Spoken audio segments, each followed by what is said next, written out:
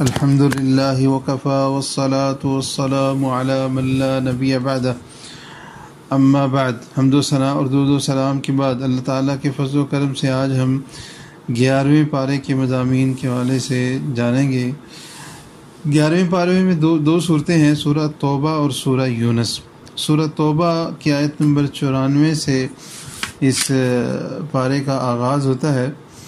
اور 10ویں پارے سے ہی غزوہ تبوک کا ذکر چلا آ رہا ہے، اور یہاں پہ اللہ رب العالمین منافقین کا تذکرہ کرتے ہوئے فرماتے ہیں وہ آپ کے پاس آئیں گے، یعتذرون الیکم اذا رجعتم الیہم، کہ جب آپ ان کے پاس واپس جائیں گے کہ مدینہ پہنچیں گے تو وہ عذر پیش کرنے آئیں گے، تو آپ نے قل لا تعتذروا، تو آپ فرما دیجئے تم عذر پیش نہ کرو، لن نؤمن لکم قد نبأنا اللہ من اخبارکم، اللہ نے ہمیں تمہارے بارے میں بتلا دیا ہے، ہم تمہارے عذروں کا یقین نہیں کریں گے۔ اور پھر یہیں پہ اللہ رب العالمین نے منافقین کے بارے میں فرمایا کہ آیت نمبر 95 میں انہم رجس، یہ تو معاشرے کی گندگی ہے۔ تو یہاں پہ اللہ رب العالمین نے منافقین کی جو ہے وہ مذمت بھی کی اور دیہاتی منافقوں کا ذکر کیا اور دیہاتی مومنوں کا بھی ذکر کیا، ان کے افکار میں فرق بیان کیا، اور پھر اللہ رب العالمین نے یہاں تک فرما دیا کہ جو دیہات میں رہنے والوں میں سے ایمان والے ہیں، اللہ پر آخرت پہ ایمان لاتے ہیں، اللہ کی رضامندی چاہتے ہیں، سیدخلہم اللہ فی رحمتہ، اللہ ان کو اپنی رحمت میں داخل فرمائیں گے۔ اور پھر اللہ رب العالمین نے صحابہ کرام کے اوصاف بیان کیے، صحابہ میں سے وہ کہ جو ابتدا میں ایمان لے آئے، السابقون الاولون، مہاجرین میں سے، پھر ان کی جنہوں نے مدد کی انصار، والذین اتبعوہم باحسان رضی اللہ عنہم ورضوا عنہ، تو جنہوں نے مہاجرین اور انصار کے بعد ان کی پیروی کرتے ہوئے انہوں نے بھی اسلام قبول کیا، تو رضی اللہ عنہم ورضوا عنہ، اللہ ان سے راضی ہو گیا، وہ اللہ سے راضی ہو گئے، وعد لہم جنات تجری، اللہ نے ان کے لیے جنتیں تیار کی ہیں جن کے نیچے سے نہریں بہ رہی ہوں گی، اس میں ہمیشہ رہیں گے، ذالک الفوز العظیم، یہ ان کے لیے بہت بڑی کامیابی ہے۔ اور پھر دوبارہ اللہ رب العالمین جو ہے وہ منافقین کا تذکرہ کرتے ہیں اور ان کو برا بھلا کہتے ہیں، اور پھر اللہ رب العالمین مسجد ضرار کا تذکرہ کرتے ہیں۔ مسجد ضرار کا قصہ یہ تھا کہ منافقین نے اسلام کے خلاف سازشیں بنانے کے لیے آپس میں ایک جو ہے اکٹھ قائم کرنے کے لیے سازشی مرکز قائم کیا۔ پیارے رسول صلی اللہ علیہ وسلم کے غزوہ تبوک پر جانے سے پہلے ہی آئے کہ اللہ کے رسول ہمارے گھر مسجد قباء سے دور ہیں، تو بارش وغیرہ میں وہاں جانا مشکل ہوتا ہے، ہم نے اپنے محلے میں مسجد بنائی ہے، آپ افتتاح فرما دیں۔ تو آپ علیہ الصلوۃ والسلام نے مشغولیت کی وجہ سے فرمایا کہ واپس آ کے افتتاح کروں گا۔ جب آپ واپس آئے، مسجد کا افتتاح کرنا چاہا، تو اللہ تعالیٰ نے سورہ توبہ کی آیت نمبر 107-8 نازل کی اور فرمایا والذین اتخذوا مسجدا ضرارا وکفرا وتفریقا بین المؤمنین وارصادا لمن حارب اللہ ورسولہ، وہ جنہوں نے مسجد ضرار مسجد بنائی مسلمانوں کو تکلیف پہنچانے کے لیے، کفر کا ارتکاب کرنے کے لیے، نقصان پہنچانے کے لیے، مسلمانوں کو مومنوں میں پھوٹ ڈالنے کے لیے، اور گھات کی جگہ بنانے کے لیے جو انہوں نے بنائی ہے، مطلب سازشی مرکز بنایا ہے، تو وہاں پہ آپ نہ جائیں۔ وہ تو قسمیں اٹھائیں گے کہ ہم جو ہے نا اچھائی کا ارادہ کیا ہے، واللہ یشہد انہم لکاذبون، اللہ یہ گواہی دیتا ہے کہ وہ جھوٹے ہیں، لا تقم فیہ ابدا، آپ اس میں کبھی بھی نہ کھڑے ہوں۔ تو پھر وہ جو ہے نا اللہ تعالیٰ کے حکم پہ وہ مسجد جلا دی گئی۔ تو اس کے بعد پھر اللہ رب العالمین نے صحابہ کرام کی تعریف کی اور مومنوں کا ذکر کیا، ان کی صفات بیان کی۔ اللہ تعالیٰ نے فرمایا کہ مومنوں سے اللہ تعالیٰ نے ان کا جان اور مال کو خرید لیا ہے، اللہ نے ان سے تجارت کر لی ہے کہ وہ اللہ کے راستے میں قتال کریں اور قتل ہوں، اس میں غازی بنے، یہ اللہ تعالیٰ کا وعدہ ہے، اس کے بدلے میں اللہ تعالیٰ ان کو جنت دیتا ہے۔ اور پھر آیت نمبر 112 میں اللہ رب العالمین نے مومنوں کی صفات بیان کی، مومنوں کی تقریباً 11 صفات اللہ رب العالمین نے یہاں پہ بیان کی کہ مومن کون ہے، التائبون، توبہ کرنے والے، العابدون، عبادت کرنے والے، حمد تعریف بیان کرنے والے، چوتھی صفت بیان کی روزہ رکھنے والے، پانچویں صفت بیان کی رکوع کرنے والے، چھٹی صفت سجدہ کرنے والے، ساتویں صفت نیک کاموں کا حکم دینے والے، 8ویں صفت بری باتوں سے منع کرنے والے، 9ویں صفت اللہ کی حدود کی حفاظت کرنے والے۔ تو یہاں پہ اللہ رب العالمین نے یہ 9 صفات مومنوں کی بیان کی ہیں۔ اس کے بعد غزوہ تبوک سے پیچھے رہنے والوں کا تذکرہ ہوا۔ غزوہ تبوک سے کل 9 مومن مسلمان پیچھے رہ گئے تھے سستی کی وجہ سے۔ تو ان 9 میں سے 6 صحابہ وہ تھے کہ جیسے ہی پیارے رسول علیہ السلام واپس تشریف لائے تو وہ آپ علیہ السلام کے پاس آئے، نادم ہوئے اور معافی کی درخواست کرنے کی بجائے کہنے لگے کہ اپنے آپ کو مسجدوں کے ستونوں کے ساتھ باندھ لیا۔ آپ علیہ السلام کے پاس آ کے معافی یا درگزر کرنے کی درخواست کی بجائے مسجد کے ستونوں کے ساتھ خود کو باندھ لیا اور کہا کہ ہم تو اللہ کے مجرم ہیں، اگر اللہ ہمیں معاف کرے گا تو ہم اللہ تعالیٰ ہمیں آزاد کر دے گا، اور اگر ہمیں اللہ نے معاف نہ کیا تو ہم اسی طرح بھوکے پیاسے مر جائیں گے۔ تو یہ 6 صحابہ تھے اور 3 ان کے علاوہ تھے۔ انہوں نے پیارے رسول صلی اللہ علیہ وسلم نے ان کے بارے میں فرمایا کہ انہوں نے جلد بازی سے کام لیا، میرے پاس آتے درخواست کرتے تو میں اللہ سے معافی لے دیتا، مگر چونکہ انہوں نے خود اپنا معاملہ اللہ کے حوالے کر دیا ہے، فیصلہ بھی اللہ تعالیٰ خود فرمائیں گے۔ تو کچھ ہی دنوں کے بعد اللہ تعالیٰ نے ان کی توبہ قبول کر لی اور انہیں ستونوں سے کھول دیا گیا۔ سورہ توبہ کی آیت نمبر 102 اور 105 انہی کے بارے میں، 102 سے 105 تک انہی کے بارے میں نازل ہوئی، اور اللہ تعالیٰ نے فرمایا کہ ان سے صدقہ لو، ان کے لیے دعا کرو، اور آپ کا ان کے لیے دعا کرنا ان کے لیے سکون کا باعث ہے۔ تو یہ آیات ان کے بارے میں نازل ہوئی، اور 3 صحابہ کا فیصلہ مؤخر کر دیا گیا جن کا ذکر سورہ توبہ کی آیت نمبر 118 میں، اور اس کے بعد ہے کہ اللہ تعالیٰ فرماتے ہیں وَعَلَى الثَّلَاثَةِ الَّذِينَ خُلِّفُوا، وہ 3 جن کا معاملہ چھوڑ دیا گیا تھا، حَتَّى إِذَا ضَاقَتْ عَلَيْهِمُ الْأَرْضُ بِمَا رَحُبَتْ، زمین اپنی وسعت کے باوجود ان کے لیے تنگ ہو گئی تھی۔ تو یہ 3 صحابہ کرام کعب بن مالک تھے، مرارہ بن ربیع تھے، ہلال بن امیہ تھے۔ تو انہوں نے اپنے آپ کو ستونوں سے تو نہیں باندھا، مگر رسول اللہ صلی اللہ علیہ وسلم کی خدمت میں حاضر ہو کر اپنا معاملہ بتا دیا کہ یہ وجہ ہوئی، یہ سستی ہوئی۔ صلی اللہ علیہ وسلم نے ارشاد فرمایا اس شخص نے صحیح بات کی، اچھا جاؤ اور انتظار کرو یہاں تک کہ اللہ تعالیٰ تمہارے بارے میں کوئی فیصلہ صادر فرمائے۔ کعب بن مالک فرماتے ہیں کہ ایک دن میں مدینہ کے بازار سے گزر رہا تھا تو میں دیکھا علاقہ شام کا ایک نبطی جو مدینہ میں غلہ فروخت کرنے آیا کرتا تھا، تو وہ آیا ہوا تھا اور لوگوں سے میرا پوچھ رہا تھا۔ لوگوں نے میری طرف اشارہ کر کے اسے بتانے لگے۔ جب وہ میرے پاس آیا تو کہتا ہے یہ شاہ غسان کا خط ہے جس میں لکھا ہوا تھا مجھے معلوم ہوا ہے کہ تمہارے صاحب نے تم پر زیادتی کی ہے، حالانکہ تمہیں اللہ نے اس لیے نہیں بنایا کہ تم ذلیل و خوار اور برباد ہو، ہمارے پاس چلے آؤ، ہم تمہیں شان عزت مرتبہ دیں گے۔ میں نے جب یہ خط پڑھا تو دل میں کہا یہ بھی ایک امتحان ہے، اور وہ خط لے کر تنور کی طرف گیا اور اسے نزلے آتش کر دی۔ پھر کہتے ہیں کہ جب 50 دنوں میں سے 40 راتیں گزر گئیں تو میرے پاس رسول اللہ صلی اللہ علیہ وسلم کا قاصد آیا، کہنے لگا کہ رسول اللہ صلی اللہ علیہ وسلم نے تمہیں حکم دیا ہے کہ تم اپنی رفیقہ حیات سے کنارہ کش ہو جاؤ۔ میں نے کہا کیا میں اسے طلاق دے دوں؟ وہ کہا نہیں، بس اس سے الگ ہو جاؤ، اس کے قریب نہ جاؤ۔ میرے دونوں ساتھیوں کو بھی اسی قسم کا حکم دیا گیا، تو میں نے اپنی بیوی سے کہا کہ تم اپنے بیکے چلے جاؤ جب تک اللہ تعالیٰ اس معاملے کا فیصلہ صادر نہ فرما دے، وہیں مقیم رہو۔ ہلال بن امیہ کی بیوی آپ علیہ السلام کے پاس گئی اور کہا کہ وہ ایک ناتواں بوڑھا شخص ہے، اس کے پاس خادم بھی نہیں ہے، تو کہ آپ یہ ناپسند فرمائیں گے کہ میں ان کی خدمت کرتی رہوں؟ تو آپ نے فرمایا کہ خدمت کرو لیکن وہ تمہارے قریب نہ آئے۔ تو کہتے ہیں کہ میرے بعض اہل خانہ نے بھی مشورہ دیا کہ تم بھی اللہ کے رسول سے جا کے بیوی کی خدمت کرنے کی اجازت لے لو۔ تو کہتے ہیں کہ میں نے کہا اللہ کی قسم میں ہرگز نہیں طلب کروں گا، نہ معلوم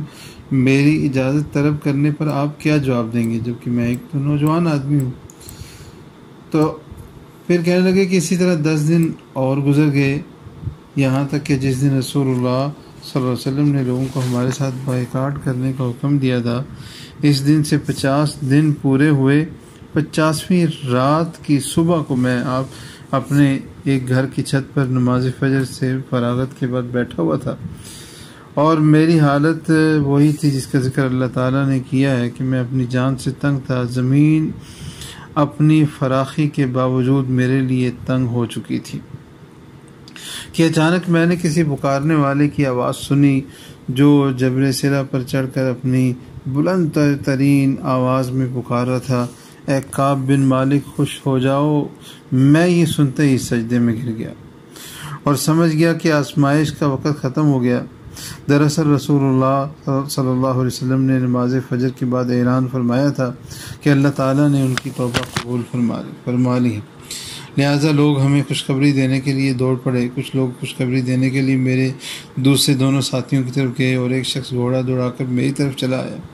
ایک دوڑنے والا جو قبیلہ اسلم کا فرد تھا دوڑ کر پہاڑ پر چڑھ گیا اور اس کی آواز گھوڑے سے تیز نکلی، لہٰذا یہ شخص جس کی آواز میں نے خوشخبری سنی تھی میرے پاس پہنچا تو میں نے اپنے لیے 2 کپڑے کسی سے ادھار لیے۔ میرے پاس وہی کپڑے تھے جو میں نے پہنے ہوئے تھے، تو وہ کپڑے اس خوشخبری دینے والے کو انعام میں پہنا دیے اور آپ علیہ السلام کی خدمت میں جانے کے لیے چل پڑا۔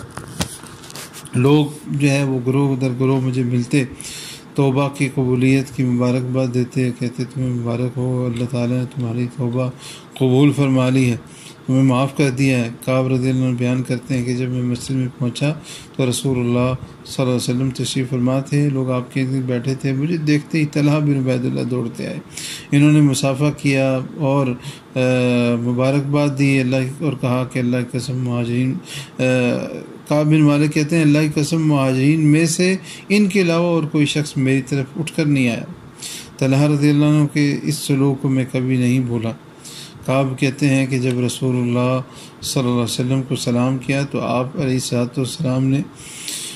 خوشی سے دمکتے ہوئے چہرے کے ساتھ فرمایا، تمہیں آج کا دن مبارک ہو، یہ دن ان تمام دنوں میں سب سے بہتر ہے جو تمہاری پیدائش کے بعد سے آج تک تم پر گزرے ہیں۔ میں نے عرض کیا اللہ کے رسول، یہ معافی آپ کی طرف سے ہے یا اللہ کی طرف سے؟ آپ نے فرمایا نہیں، یہ معافی اللہ کی طرف سے ہے۔ رسول اللہ صلی اللہ علیہ وسلم جس وقت خوش ہوتے تو آپ کا چہرہ مبارک اس طرح دمک اٹھتا جیسے وہ چاند کا ٹکڑا ہو، اور ہم اس چہرے کو دیکھ کر جان لیا کرتے تھے کہ آپ خوش ہیں۔ کہتے ہیں کہ الغرض یہ کہ میں آپ کے سامنے بیٹھا تو میں نے عرض کیا اللہ کے رسول، میں اس توبہ کی خوشی میں چاہتا ہوں کہ اپنا مال اللہ اور اس کے رسول صلی اللہ علیہ وسلم کو دے دوں، صدقہ کر دوں۔ آپ نے فرمایا سب نہیں، کچھ مال اپنے پاس رکھو کیونکہ ایسا کرنا تمہارے لیے بہتر ہے۔ تو کہنے لگے کہ میں اپنا وہ حصہ جو خیبر میں اپنے پاس روک لیتا ہوں، اور کہتے ہیں کہ مجھے سچ بولنے کی وجہ سے نجات ملی، اور اس دن میں نے یہ ارادہ کر لیا کہ میں آج کے بعد کبھی جھوٹ نہیں بولوں گا، اور اس آزمائش میں مشکل میں میرے لیے سب سے بڑا انعام یہ تھا کہ میں اس دن سے لے کے آج دن تک جھوٹ سے بچا ہوا ہوں۔ تو اس موقع پہ یہ آیات نازل ہوئی تھی، سورہ توبہ کی آیت نمبر 18 ہے۔ اللہ تعالیٰ فرماتے ہیں وَعَلَى الثَّلَاثَةِ الَّذِينَ خُلِّفُوا حَتَّى إِذَا ضَاقَتْ عَلَيْهِمُ الْأَرْضُ بِمَا رَحُبَتْ وَضَاقَتْ عَلَيْهِمْ أَنفُسُهُمْ وَظَنُّوا أَن لَّا مَلْجَأَ مِنَ اللَّهِ إِلَّا إِلَيْهِ ثُمَّ تَابَ عَلَيْهِمْ لِيَتُوبُوا إِنَّ اللَّهَ هُوَ التَّوَّابُ الرَّحِيمُ۔ اس آیت میں ہمارے لیے بہت ساری نصیحتیں ہیں۔ آج کے دور میں اتنی مشکلات میں ہیں کہ اپنے گھر سے نکلنے کی جو آزادی ہے وہ بھی نہیں ہے، گھر سے نکل نہیں سکتے، کسی سے مل نہیں سکتے۔ تو اللہ تعالیٰ یہاں پہ کیا فرماتے ہیں، وہ تینوں جن کی ہم نے معافی کو روکا ہوا تھا، جن کا معاملہ ہم نے موقوف کیا ہوا تھا، یہاں تک کہ زمین ان پر تنگ ہو گئی، باوجود کہ زمین اتنی وسیع ہے ان پر ان کی جانیں تنگ ہو گئی۔ انہوں نے یقین کر لیا کہ بے شک اللہ کے علاوہ ہمیں کہیں اور پناہ نہیں مل سکتی، اور کہنے لگے اللہ ملجا من اللہ الا الیہ، اللہ کے علاوہ کہیں اور پناہ نہیں ملے گی۔ ثم تاب علیہم، پھر اللہ نے ان کی توبہ کو قبول کر لیا۔ یقیناً اللہ ہی ہے جو بہت توبہ قبول کرنے والا، نہایت رحم کرنے والا ہے۔ سورہ توبہ کے آخر میں پھر آیت نمبر 128 میں پیارے رسول صلی اللہ علیہ وسلم کا مومنوں کے ساتھ شفقت اور محبت کا معاملہ ذکر کیا۔ اللہ تعالیٰ فرماتے ہیں لقد جاءکم رسول من انفسکم، کتنا پیارا رسول ہے۔ اللہ تعالیٰ کیا فرماتے ہیں لقد جاءکم رسول من انفسکم، تمہارے بیچ میں سے تمہارے پاس ایک رسول آیا ہے، عزیز علیہ ما عنتم حریص علیکم بالمؤمنین رؤوف الرحیم، اس پر بہت شاق ہے، تکلیف دہ ہے کہ تم مشقت میں پڑو،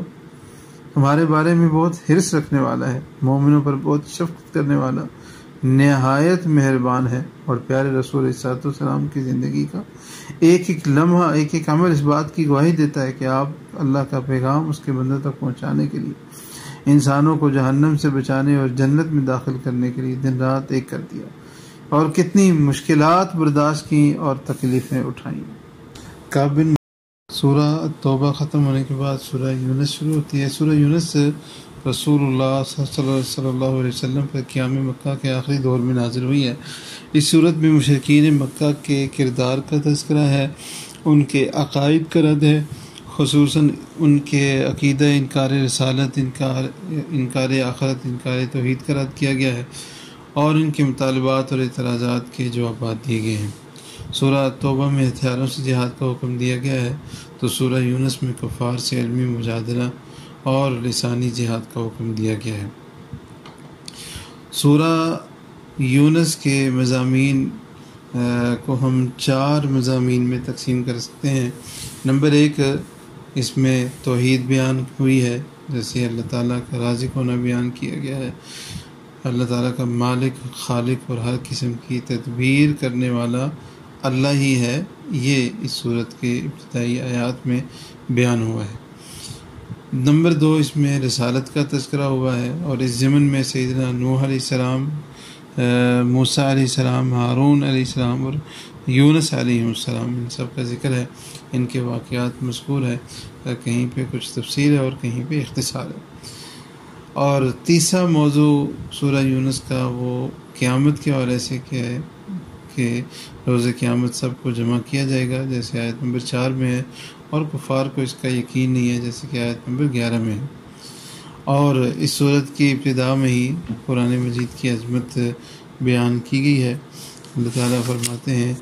کہ یہ کتاب بڑی دانائی والی کتاب ہے، تلک آیات الکتاب الحکیم، کہ یہ دانائی والی، حکمت والی کتاب کی آیات ہیں۔ تو اس صورت میں نوح علیہ السلام کا جو ذکر ہے اس کی تھوڑی وضاحت کرتے ہیں۔ اس میں اللہ تعالیٰ نے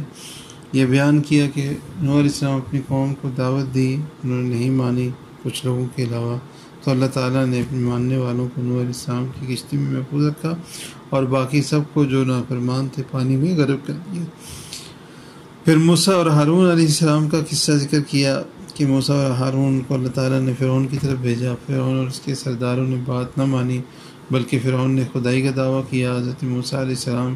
کو جادوگر بتلایا اور ان کے مقابلے میں اپنے جادوگروں کو لے آیا، پھر جادوگر حضرت موسیٰ علیہ السلام پر ایمان لے آئے۔ پھر اللہ تعالیٰ نے حضرت موسیٰ اور ہارون علیہ السلام کو حکم دیا کہ اپنے قوم کو لے کے مصر میں گھر اور مسجدیں بنائیں، مسجدوں میں سب نماز ادا کریں۔ فرعون اور اس کے ماننے والے بنی اسرائیل پیچھا کرتے ہوئے سمندر میں غرق ہو گئے۔ بنی اسرائیل کے لیے اللہ تعالیٰ نے سمندر میں راستے بنا دیے۔ پھر یونس علیہ السلام کا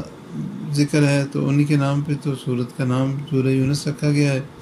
حضرت یونس علیہ السلام کا نام قرآن مجید میں 4 جگہ ہے، سورہ نساء میں، الانعام میں، سورہ یونس اور سورہ صافات میں، اور صراحتاً سورہ یونس میں اور سورہ قلم میں ہے۔ اللہ نے ان کا ذکر مچھلی والا صاحب الحوت ذنون صفت کے ساتھ فرمایا ہے۔ حضرت یونس علیہ السلام کے واقعے کے 2 رخ ہیں، ایک ان کا مچھلی کے پیٹ میں جانا، اس کا تفصیلی ذکر سورہ صافات میں ہے، دوسرا ان کی قوم کا ان کی غیر موجودگی میں توبہ استغفار کرنا، تو سورہ یونس میں اس طرف اشارہ ہے۔ اور سیدنا یونس علیہ السلام اپنی قوم کے ایمان سے مایوس ہو کے اللہ کا عذاب آنے کو یقینی دیکھ کر نینوا کی سرزمین چھوڑ کر چلے گئے۔ آگے جانے کے لیے جب وہ کشتی میں سوار ہوئے تو سمندر میں طغیانی کی وجہ سے کشتی ڈوبنے لگی۔ یونس علیہ السلام نے سمندر میں چھلانگ لگا دی۔ بعض روایات میں یہ بھی بیان کرتے ہیں کہ قرآن اندازی 1 بار ہوئی، 2 بار ہوئی، 3 بار ہوئی تو پھر چھلانگ لگائی۔ بہرحال ایک بڑی مچھلی نے انہیں نکل لیا۔ اللہ نے انہیں مچھلی کے پیٹ میں بالکل صحیح سالم زندہ رکھا۔ چند روز بعد مچھلی نے انہیں ساحل پر اگل دیا۔ ادھر یہ ہوا کہ ان کی قوم کی مرد، عورتیں، بچے اور بوڑھے سب صحرا میں نکل گئے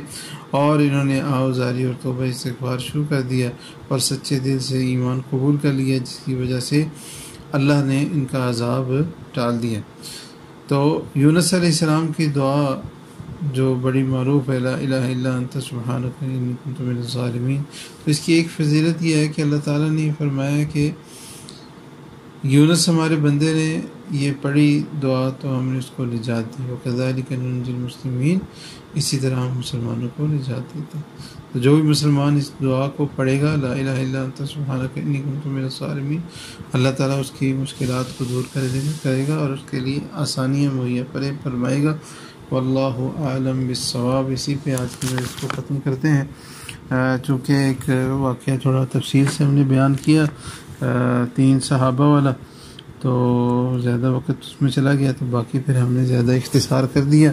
اور اس کی تفصیل ہے وہ تفسیر کی کتابوں میں مزید پڑھ سکتے ہیں۔ واللہ اعلم بالصواب، وصلی اللہ علی نبی۔